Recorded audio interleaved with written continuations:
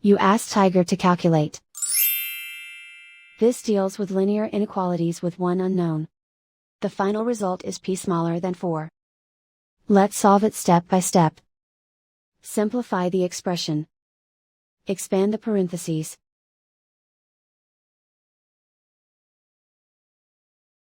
Simplify the arithmetic.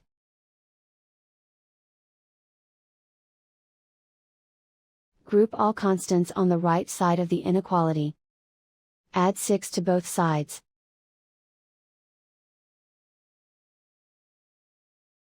Simplify the arithmetic.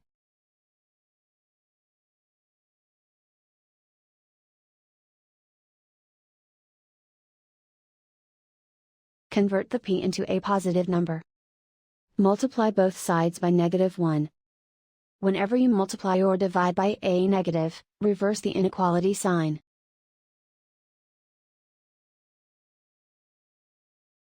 Remove the ones.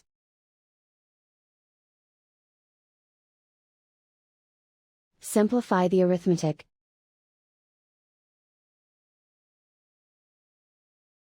Plot the solution on a coordinate grid. And so the final result is p smaller than 4.